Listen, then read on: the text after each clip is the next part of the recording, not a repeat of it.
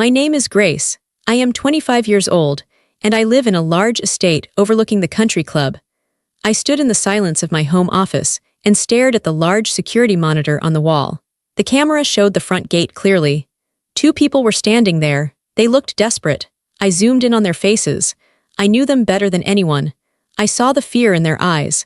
I saw the way their designer clothes hung loosely on their bodies. They had a cheap, dusty rental car parked behind them. My mother, Margaret, was wringing her hands. My father just stared at the pavement. 7 years ago, on my 18th birthday, these two people threw me out of our house. They called me a mistake. They handed me a backpack and told me I was worthless. I left with $47 to my name and nowhere to go. My head of security, David, spoke through the intercom system. His voice was calm. "Ma'am," he said, "they are insisting it is an emergency. They say they have lost everything. Do you want me to remove them?" I watched my mother on the screen. She looked so small now. I finally smiled. It wasn't a warm smile. It was precise. I had waited exactly 7 years for this specific moment. "No, David," I said. "Open the gate. They have no idea who lives here." But before I tell you how everything flipped, like and subscribe, drop a comment. Where are you watching from? My name is Grace. I am 25 years old. I remember the morning of my 18th birthday vividly. It was a Tuesday. The sky was a pale, washed-out blue, and the air had a crisp bite to it. I woke up feeling a flutter of excitement in my chest. It wasn't just about the cake or the presents. It was about the future. For years, I had done everything right. I had a 4 GPA. I was captain of the debate team. I volunteered at the local animal shelter on weekends. I did all of this because I had a plan, and my parents had promised to support it. We had discussed it 1,000 times at the dinner table. I was going to State University. I was going to study business. My parents had told me since I was a little girl that they had a college fund set aside for me. They said if I did my part, they would do theirs. I did my part. I held up my end of the bargain. That morning, I walked into the kitchen expecting pancakes. That was our tradition. But the kitchen was empty. The counters were clean. There was no smell of bacon, no balloons, no card on the table, just the hum of the refrigerator. "Mom," I called out. "Dad," my mother, Margaret, walked in from the living room. She was dressed in her yoga clothes, looking perfectly put together. Her blonde hair was pulled back in a tight ponytail. She didn't look at me. She went straight to the coffee maker. "Happy birthday," she said. Her voice was flat. It sounded like she was reading a grocery list. "Thanks," I said, trying to keep my smile. "Is Dad up?" "He's in the study." She poured her coffee. "We need to talk to you tonight. Be home by 6 sharp. Don't make plans with your friends." I nodded, feeling a knot form in my stomach. "Okay, is it about college?" "Did the acceptance packet come?" She paused, the mug halfway to her lips. She looked at me then, really looked at me. Her eyes were cold. There was no warmth, no motherly affection. Just a strange, hard look I couldn't understand. "Just be home at 6, Grace," she said. "I spent the day at school in a daze. My friends wished me happy birthday. Megan, my best friend since kindergarten, gave me a charm bracelet." I tried to act happy, but the knot in my stomach grew tighter. Something was wrong. The air in my house had felt heavy for weeks, but I had ignored it. I thought it was stress about money, or maybe my dad's job. At 5:55 p.m., I walked through the front door. The house was silent, too silent. I walked into the living room. My father was sitting in his leather armchair, staring into a black coffee mug. He didn't look up when I entered. My mother was standing by the fireplace. And there, in the center of the room, was a suitcase. It wasn't a new set of luggage for college. It was my old duffel bag from summer camp and 2 trash bags filled with clothes. My heart stopped. "What's this?" I asked. My voice shook.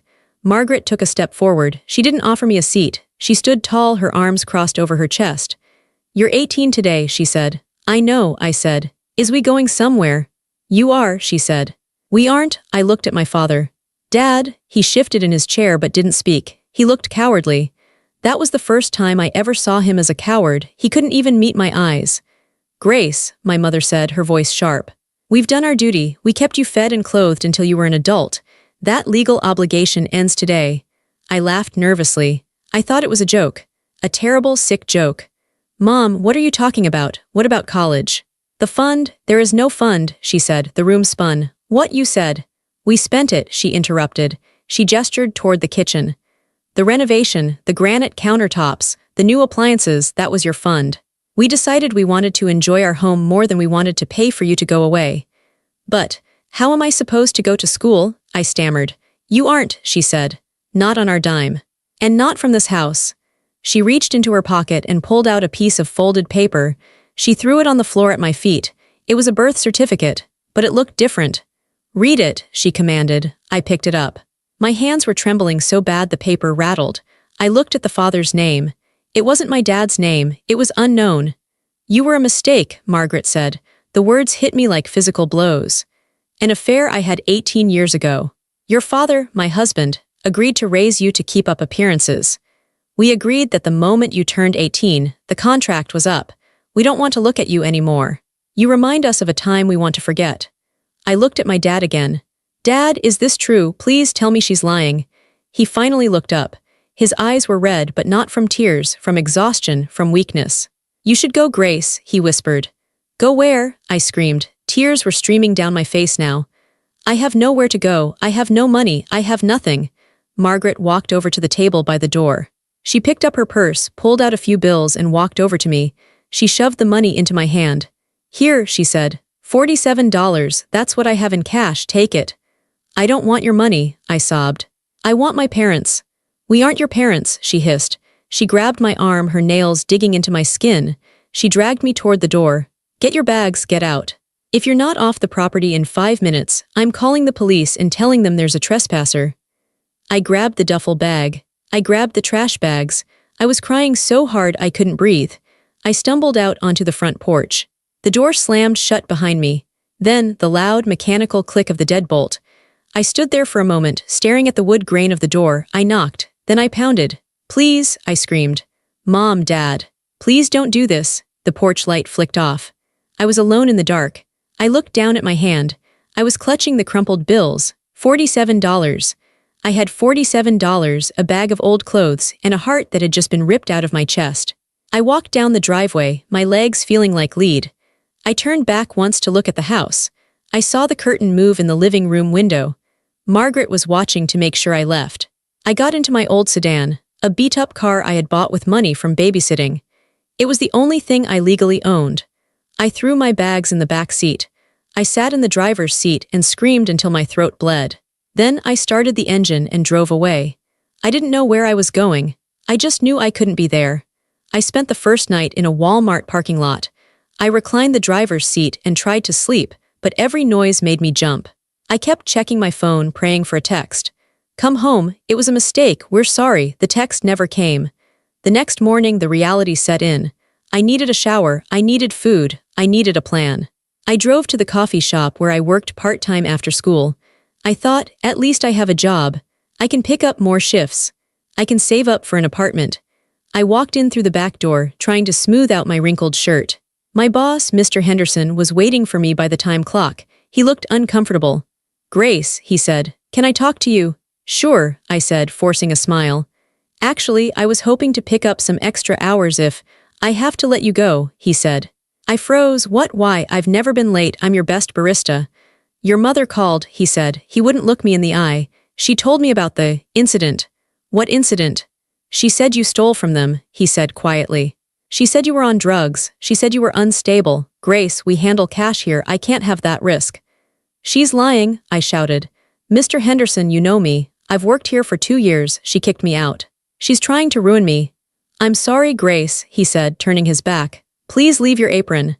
I walked out of the shop, stunned. She wasn't satisfied with kicking me out. She wanted to destroy me. I drove to my Aunt Jennifer's house. She was my mom's sister, but she had always been kind to me. She used to sneak me candy when I was little. Surely she would help. I knocked on her door. I saw her shadow through the frosted glass. She opened the door just a crack, keeping the chain lock on. Aunt Jen, I said, please, I have nowhere to go. You can't be here, Grace, she whispered. She looked terrified. Why, Mom kicked me out. She lied to my boss. Please, I just need a couch for a few nights. Margaret told me everything, Jennifer said. She said if I help you, she'll sue me for the money I borrowed from her last year. She said she'll ruin me too.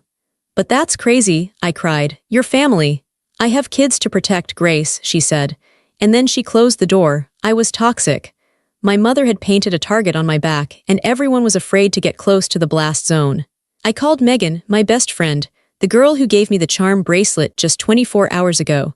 It went to voicemail. I texted her, "Please help, I'm in my car." An hour later, I got a reply, "My mom spoke to your mom. I can't believe you stole from them after everything they did for you. Don't contact me again. I don't want to be involved with a junkie." I stared at the screen. Junkie. I had never even smoked a cigarette.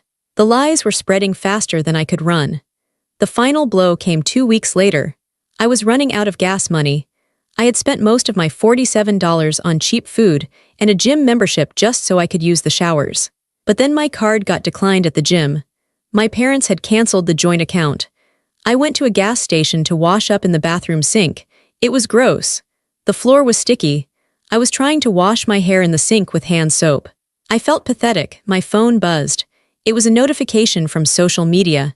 My ex-boyfriend, Tyler. We had broken up a month ago, but we were still civil. He had posted a photo. It was a picture of me taken through the window of the gas station. You could see me bent over the sink, hair wet, looking homeless and desperate. The caption read, "Dodged a bullet. Crazy really does run in the family. Number psycho." The comments were filled with people I went to school with, laughing emojis, people calling me trash, people saying they always knew. I sat on the curb outside the gas station and threw up. I blocked everyone. I deleted the apps. I realized then that my old life wasn't just gone, it was dead. And they were dancing on its grave.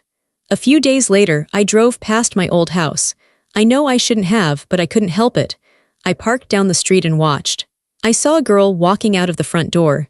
She looked about my age. She was wearing my favorite cream-colored sweater, the one I had left behind in the rush. She walked to my dad's car, the car I used to drive, and he smiled at her. He handed her the keys. Margaret walked out and hugged her. It was a warm, tight hug, the kind of hug she never gave me. I later learned her name was Rebecca. She was a foster child they had taken in. They told the church and the community they were saving a poor girl to fill the empty nest. They replaced me. They literally replaced me. They gave her my room, my clothes, my car, my parents. I watched them drive away, a happy family. I was a ghost. I rolled up my window and drove until the house was just a speck in the rearview mirror. That was the moment I stopped being their daughter. I was just a survivor now. By February, I was a shell of a person. I had been living in my car for 4 months. I had learned the rhythm of homelessness. Park in hospital lots. Security is usually too busy to check. Rotate locations so you don't get noticed. Sleep with one eye open. I was thin. My clothes hung off me. My hair was brittle. I was always hungry. A deep, gnawing hunger that never went away. Then the ice storm hit. It was a freak storm. The temperature dropped to 5 degrees below zero. The wind howled like a banshee. I was parked behind an abandoned warehouse on the edge of town. I had wrapped myself in 2 old blankets I found at a Goodwill bin. I turned the key to start the car and run the heater for a bit. Click, nothing. I tried again, click, click, the battery was dead. The cold had killed it. Panic, cold and sharp, spiked in my chest. Without the engine, the car was just a metal freezer. The temperature inside dropped rapidly. I could see my breath in thick white clouds. I curled into a ball, pulling the blankets over my head. I tucked my hands into my armpits to keep them warm. My feet were blocks of ice. I couldn't feel my toes. The shivering started.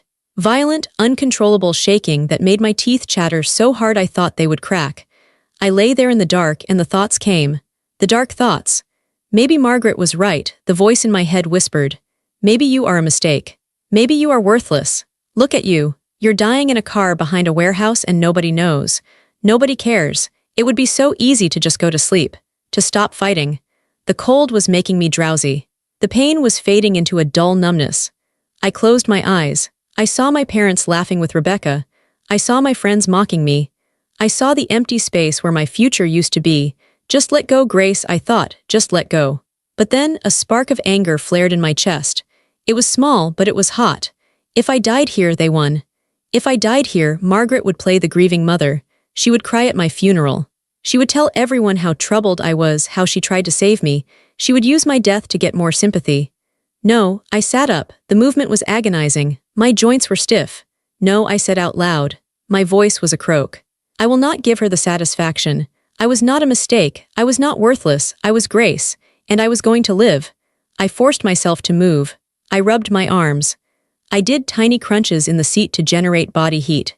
I fought the sleep. I fought the cold. I fought the ghost of my mother telling me to give up. I stayed awake all night. I focused on hate. Hate is a powerful fuel when you have nothing else. I hated them enough to stay alive. When the sun finally rose, the storm had passed.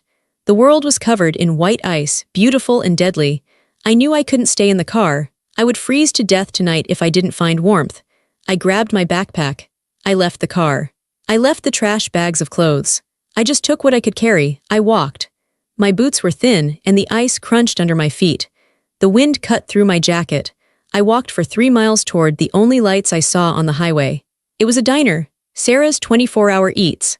The neon sign was buzzing. I stood outside the glass door. I saw my reflection. I looked like a monster. My face was gray, my eyes sunken, my lips blue. I smelled like stale sweat and fear. I almost turned away. I didn't have money. I had $3 and change left. But the warmth radiating from the glass was calling me. I pushed the door open. A little bell chimed. The heat hit me like a physical wall. It was glorious. I almost fell to my knees. The diner was mostly empty. Just a few truckers at the counter and an old man in a booth. A woman was behind the counter. She was in her 50s with messy red hair and a stained apron. Her name tag said Sarah. She looked up. She saw me. I waited for her to yell. I waited for her to tell me to get out. To say restrooms were for customers only, she didn't. She walked out from behind the counter. She walked right up to me. She looked at my blue lips. She looked at my shaking hands. "Honey," she said. Her voice was like gravel and honey.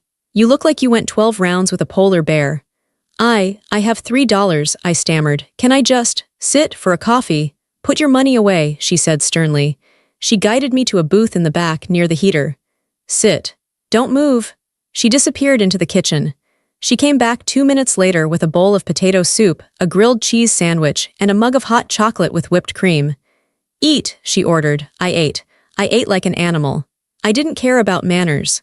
The hot soup warmed me from the inside out. It was the best thing I had ever tasted. Tears dripped into the bowl, but I kept eating. When I was done, Sarah came back. She put a key on the table. "There's a shower in the employee bathroom in the back," she said. "There's a uniform in the locker. It'll be big on you, but it's clean. Go wash up." I looked at her stunned. "Why?" "Because I've been there," she said simply. "Now go." Before I changed my mind, I showered. The hot water felt like a miracle. I scrubbed the dirt and the shame off my skin. I put on the oversized pink uniform. I looked ridiculous, but I felt human again. When I came out, Sarah was pouring coffee for the old man in the booth. "You know how to work a register?" she asked me without looking up. "Yes," I said. "Good, you start now. Pay is under the table, cash at the end of every shift. You can sleep in the storage room on the cot until you get on your feet, but you work hard. I don't tolerate laziness." "I'll work hard," I promised. "I'll work harder than anyone." And I did. For 3 months, I lived in that diner. I waited tables, I scrubbed floors, I organized the pantry. I saved every penny. There was a regular customer named Marcus Harrison. He came in every morning at 6 a.m. He always ordered black coffee and dry toast. He was always on his laptop, looking stressed. He wore expensive suits that looked out of place in the greasy spoon. I never bothered him. I just kept his coffee full. One morning, the diner was slammed. Sarah was cooking, and the other waitress had called in sick. I was running the floor alone. I was taking orders, bussing tables, and cashing people out. I was moving like a machine. I had memorized the orders. I anticipated needs before people asked. I dropped the check at Marcus's table. He didn't look at his computer, he looked at me. "You're efficient," he said. "Just doing my job, sir," I said. "No," he said. "Most people just do the job, you're optimizing it. I watched you.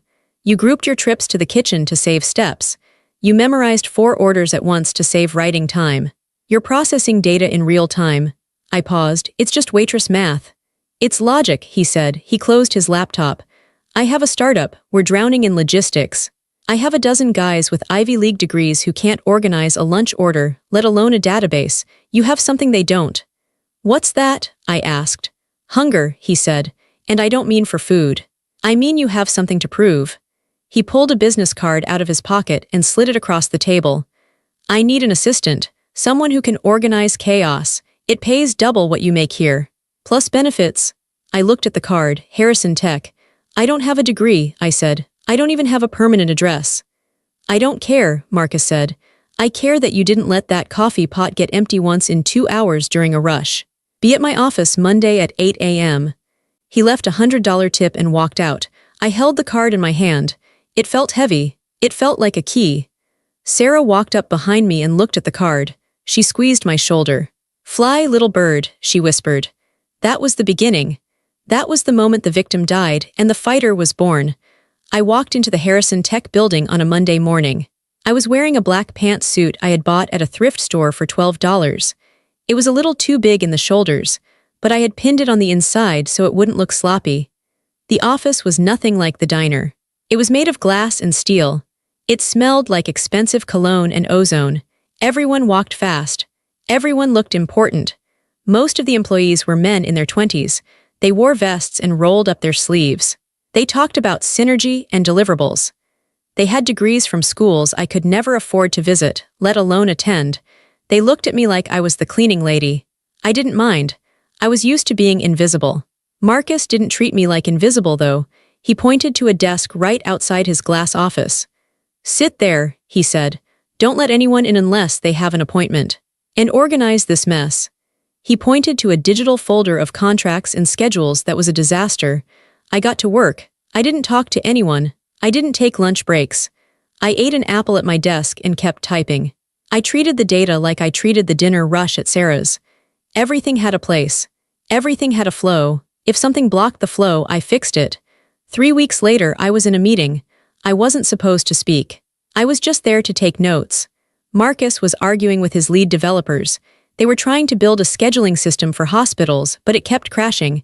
The nurses hated it. "The logic is sound," one developer yelled. "The nurses just aren't using it right. If the user can't use it, the product is broken," Marcus snapped. He rubbed his temples. "We are losing clients." I looked at the whiteboard. I saw the problem immediately. It wasn't the code. It was the human element. They were scheduling nurses like robots, not people with families. I cleared my throat. The room went silent. The developer looked at me with annoyance.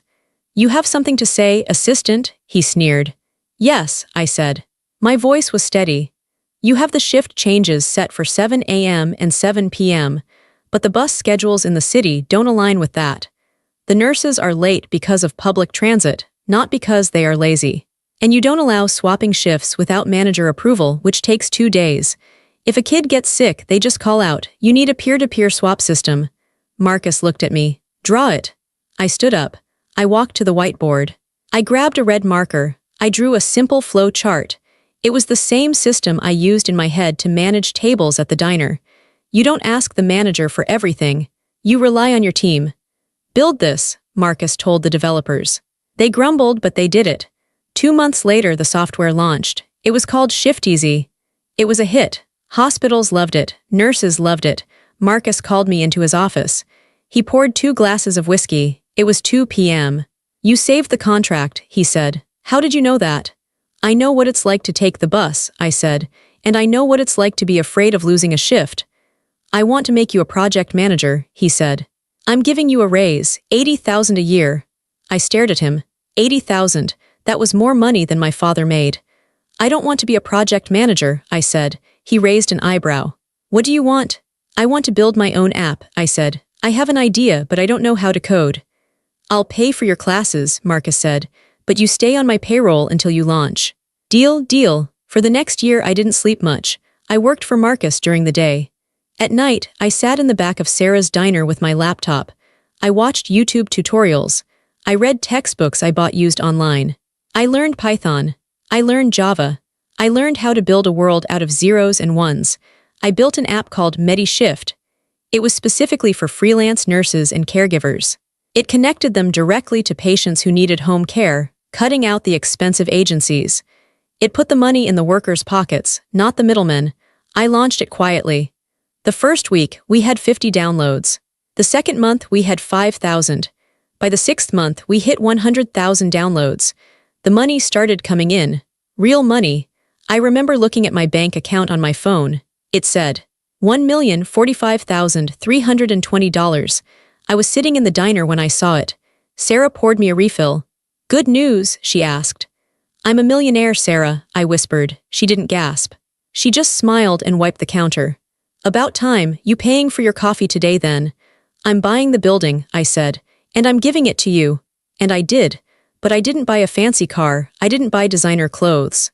I stayed in my small apartment. I kept my head down, I kept working. I started hiring people for my company. I didn't look at Ivy League degrees.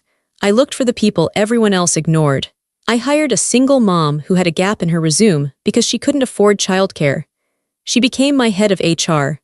I hired a guy who had been to prison for a nonviolent offense and couldn't get a job anywhere else.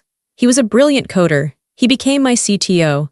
I hired foster kids who were aging out of the system. They called my office the island of misfit toys. I called it the strongest team in the city. We were hungry. We were loyal. And we were winning. I had money now, but I didn't have answers.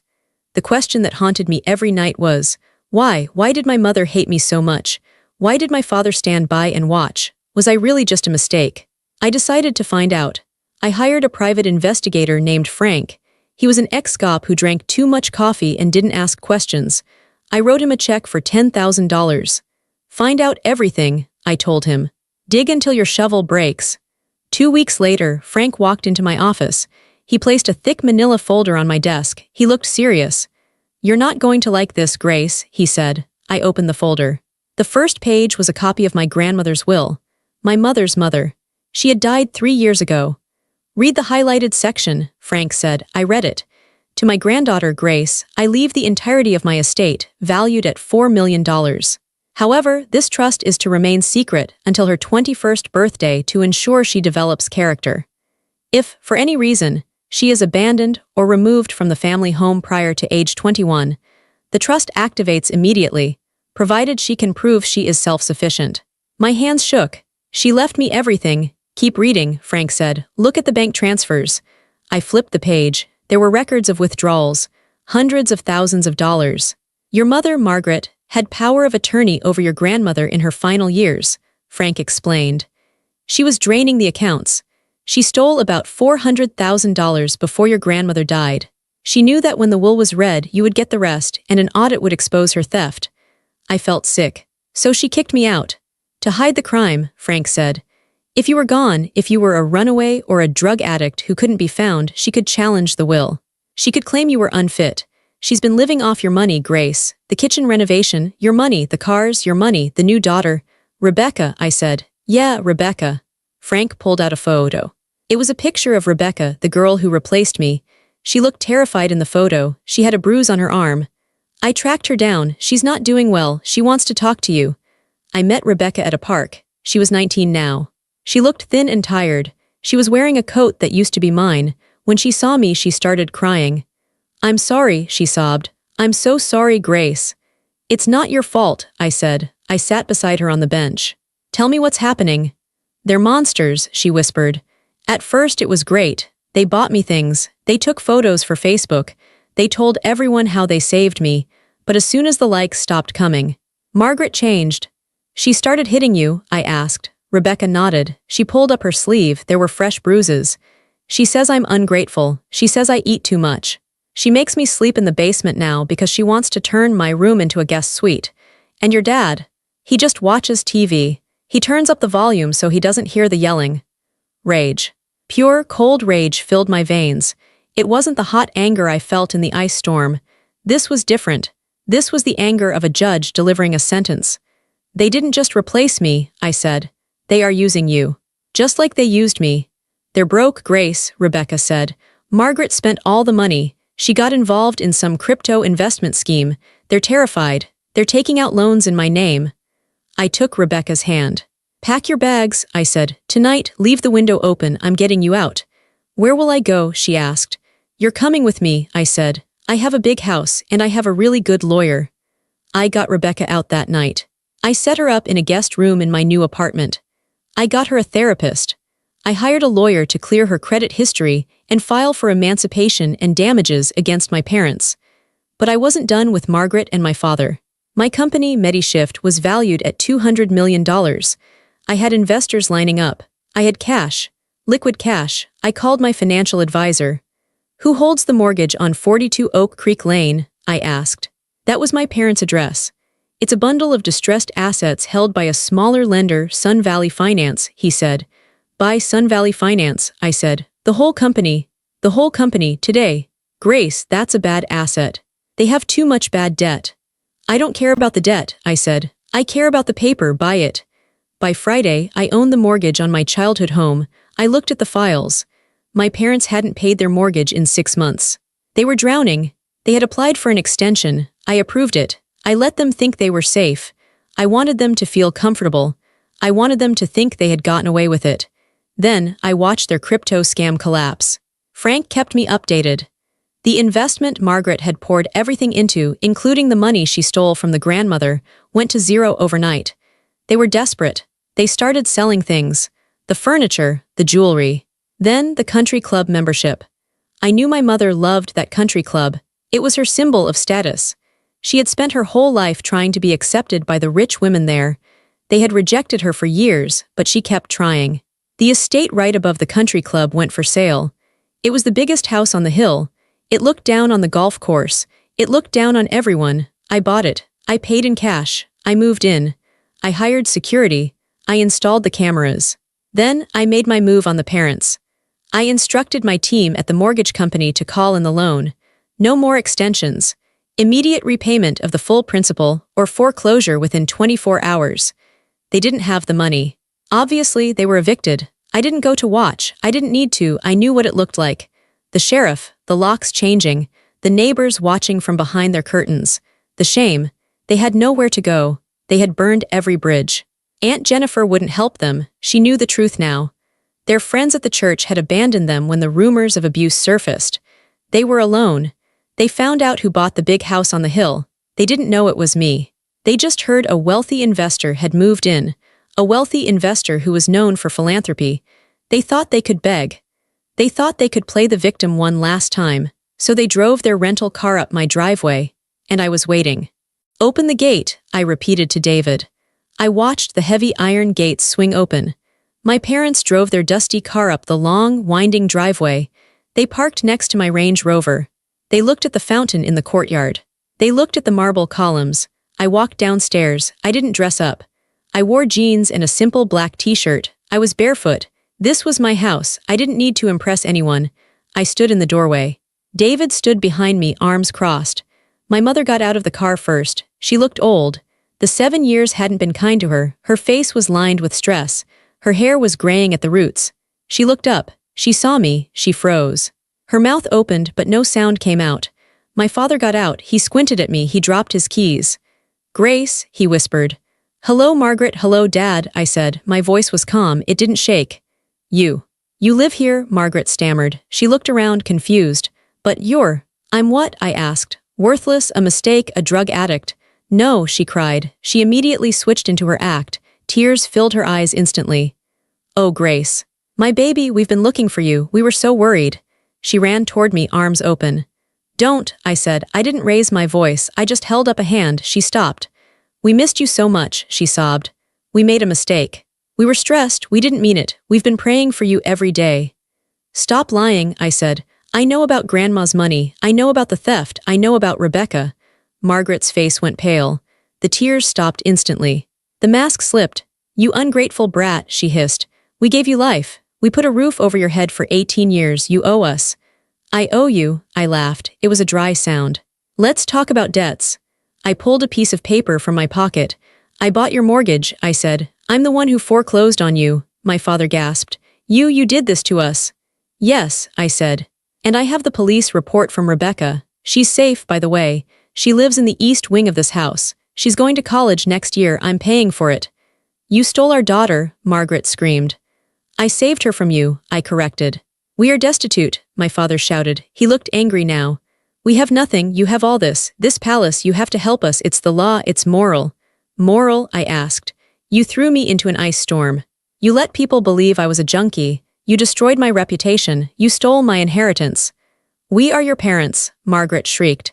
You can't leave us on the street. I looked at them. I looked at the people who had terrified me for my entire childhood. They looked so small now. They weren't monsters. They were just sad, greedy little people. I'm not going to leave you with nothing, I said. Hope sparked in their eyes. They thought they had won. They thought I was weak. Wait here, I said. I turned and walked to the small table in the entryway. I picked up an envelope. I walked back out. I handed the envelope to my father. He tore it open. His hands were shaking. He pulled out the contents. It was a check. He stared at it. $47. That is exactly what you gave me when you kicked me out, I said. Plus, I adjusted for inflation.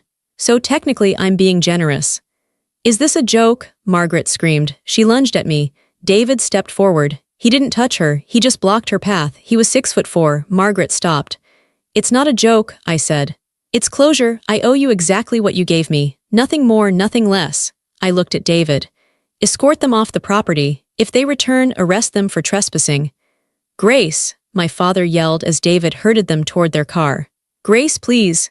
Goodbye, I said. I watched them get into their car. I watched them drive away. I watched the gates close behind them. I didn't feel sad. I didn't feel happy. I felt light. The weight I had been carrying for 7 years was finally gone. The fallout was swift. With the evidence Frank gathered and Rebecca's testimony, the district attorney filed charges against Margaret for elder abuse and grand theft regarding my grandmother's estate. She didn't have money for a good lawyer. She went to prison for 5 years. My father filed for divorce the day after the confrontation. He tried to save himself. He moved into a cheap motel and got a job as a night watchman. He sends me letters sometimes. I don't open them. I put them in a box in the attic. I don't hate him anymore. I just don't have space for him in my life. I kept the childhood home. I didn't sell it. I drove there one day with a contractor. We walked through the empty rooms. I stood in the kitchen where my mother told me I was a mistake. I stood in the living room where my father watched me leave. What do you want to do with the place? The contractor asked. Flip it. No, I said. Gut it, tear down the walls, make it bright, make it warm. I turned the house into a transitional shelter. I named it the Lighthouse. It was for girls like Rebecca, girls like me, foster kids who were turning 18 and had nowhere to go. We gave them a room. We gave them job training. We gave them therapy. We gave them a family that wouldn't kick them out. 6 months later, on the opening day, I stood on the front porch, the same porch where I had cried and pounded on the door in the dark. It looked different now. The door was painted a bright, welcoming yellow. There were flowers in the pots. I could hear laughter coming from the kitchen. Rebecca was inside, teaching a new girl how to make pancakes. Sarah was there too. She was running the kitchen. She had sold the diner and came to work for me full-time. She walked out onto the porch and handed me a mug of hot chocolate. You did good, kid, she said. I took a sip. It tasted like safety. They broke me, Sarah, I said quietly, looking at the street where I used to walk alone. Yeah, Sarah said. They broke you, but you didn't stay broken. You rebuilt yourself, and you built yourself stronger. I thought about revenge. For a long time, I thought revenge meant destroying them. I thought it meant watching them suffer. But as I looked at the house filled with safe, happy kids, and then looked up at the hill where my own peaceful home stood, I realized something. Making them suffer didn't fix me. They were already miserable people. They carried their own hell with them wherever they went. My victory wasn't their poverty. My victory was my peace. My victory was that I could love people without hurting them. My victory was that I became the person they said I could never be. I smiled. A real smile this time, warm and genuine. You know what the best revenge is? I asked Sarah. What? Living the life they swore I never would. I turned my back on the street and walked inside the house. I closed the door softly behind me. I was home. If you have ever had to rebuild yourself after someone else tried to break you, I want to hear your story. You are not alone, and you are not worthless. Tell me your victory in the comments below, and please subscribe for more stories about rising from the ashes.